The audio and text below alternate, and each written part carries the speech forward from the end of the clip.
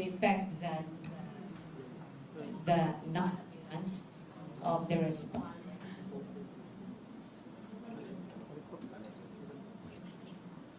at the committee hearing today is allegedly a disrespect. Let me respond to the second one before I go to the first one. We regret that that's how the good representative feel, but we also had very clearly in our letter and with good intentions, because it is our duty as lawyer to put the defense or best defense available for our client. And at this point, we really feel or we believe that the committee really has no jurisdiction to conduct any form of trial. There was no disrespect intended because in fact, we had responded to the invitation that was extended to us, signed by the chairperson of the committee, and we had submitted this even before the committee hearing today. So we don't know, we don't understand how that could be a form of disrespect. Nonetheless, let me address your question on the statement that what is being done at the committee level is a preliminary investigation. And they may be referring to the comparison of the committee level proceeding as akin to a preliminary investigation. However, if you have taken note of the past statements by members of the committee, and this is not even something that we said or stated, the term mini trial did not come from the defense. The term mini trial came from members of the committee. And in fact, you only have to look probably in the internet or search them yourselves to know that there have been statements to this effect that what the committee will do is sort of a mini trial. And so our response to that is, given that the Constitution only vests the power and authority to conduct trial in the Senate, then the House of Representatives or any of its committees cannot do that.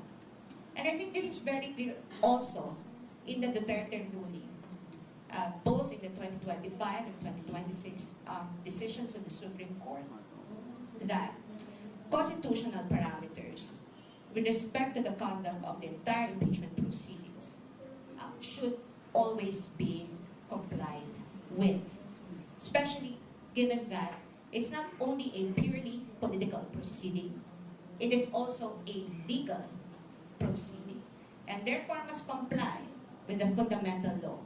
And what is our fundamental law? Our fundamental law is the Constitution. You don't even have to write it in any contracts or agreements or any rules. It's written in every rules, in every contract. That's how fundamental the objection of the respondent is to the committee proceedings. Good afternoon, Attorney Joseph Petraco from Manila Police.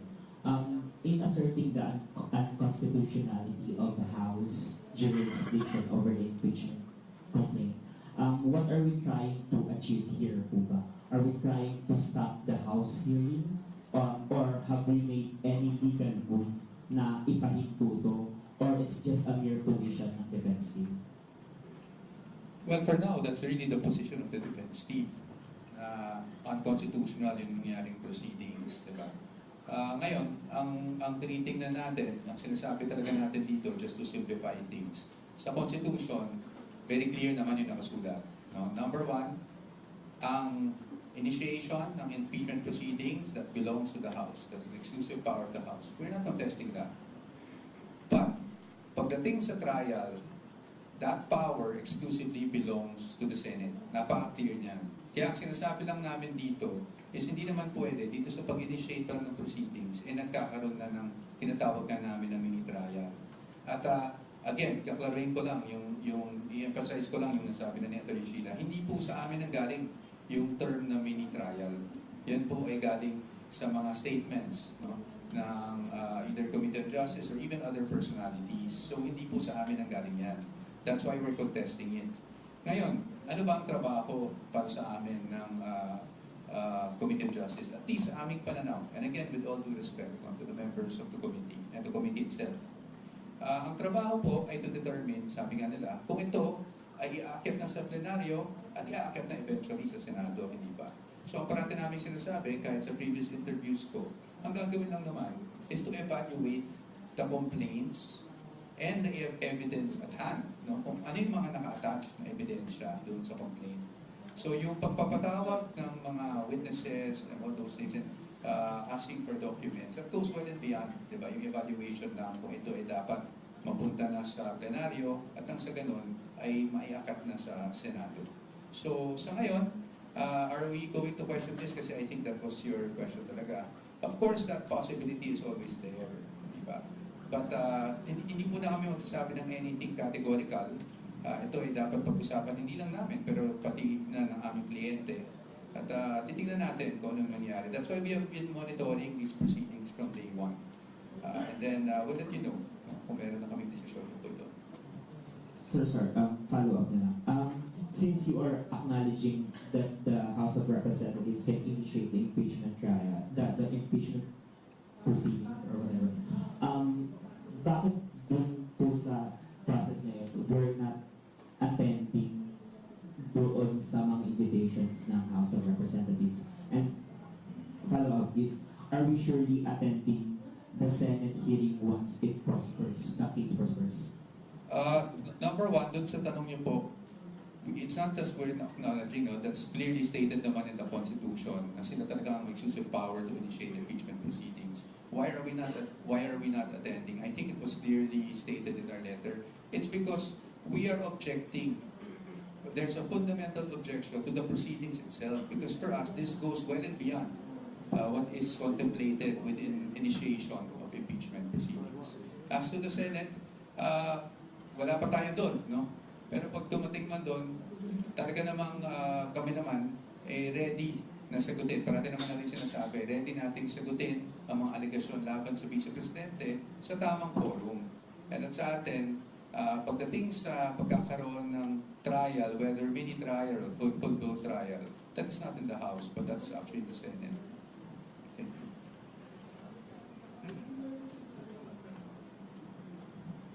Hello, sir. Kanina po yung naglabas ng statement si Vice President Sara Duterte at sinabi nga niya na ang gagawin na pagdinig o ang isinagawang pagdinig niya ay isang fishing expedition. Pwede po ba natin ipaliwanag ito bakit ito nasabi ng vice?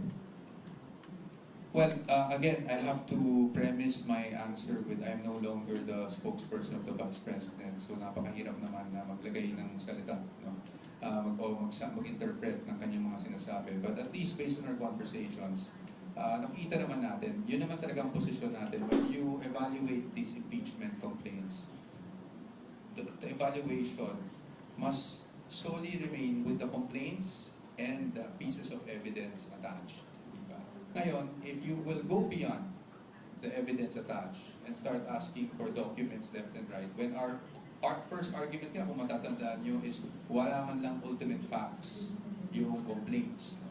And then yung mga naka-attach na ebidensya, wala rin naman doon na nagsasabi o nagpapatunay na may krimen na kaagad na nangyari. And so if you go beyond that, that is what we're saying na fishing expedition. No?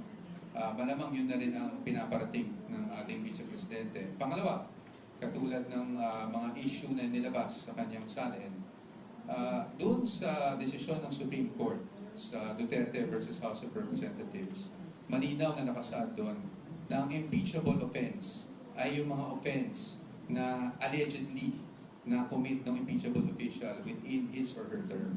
At malinaw naman doon sa pinakita na karamihan doon sa hinihing documents ay not within his or her, within the term of the Vice President in this case. So, marahil doon nagagamit ng ating Vice Presidente.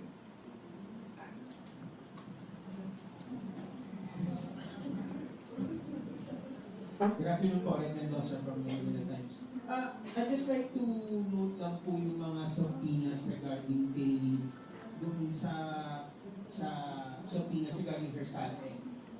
Congressman Kusot Piquez said na it's a form of fishing expedition. That's why we objected to the motion raised by the panel. Pero sa tingin niyo po ba, pwede ba muna natin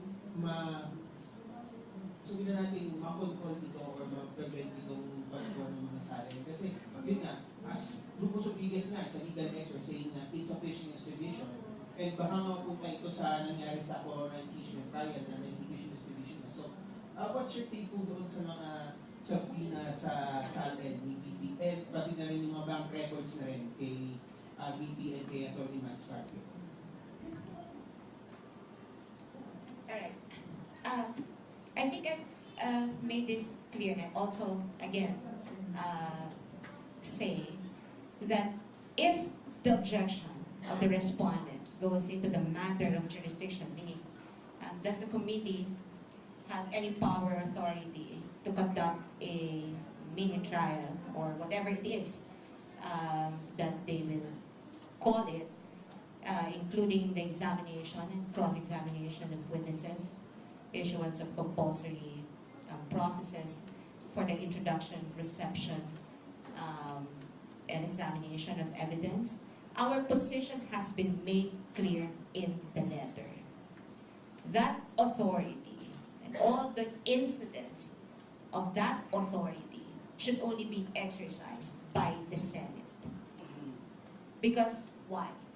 Again, we go back under Article 11, Section 3, Paragraph 6. It's only the Senate that can conduct trial, that can examine witnesses, that can cross-examine witnesses, that can issue subpoena for the production of evidence.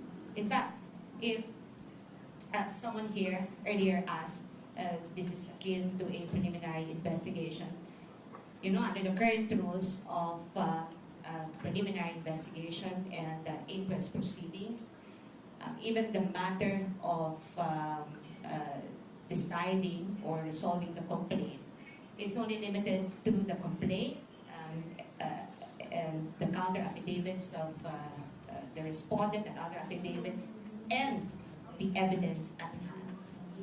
Nothing beyond evidence at hand. And let me clarify this because it might be that the idea that just because a respondent did not appear and sent a letter instead through the lawyers stating the reasons for non-appearance, which raises issues on jurisdiction, doesn't mean that she or us or we are just raising technical issues. Because I think every lawyer knows that the matter of jurisdiction is always substantive. Cannot even be waived, cannot even be, subject of any agreement. Once a body, once a tribunal acts beyond the powers vested in it by the Constitution, that cannot be allowed.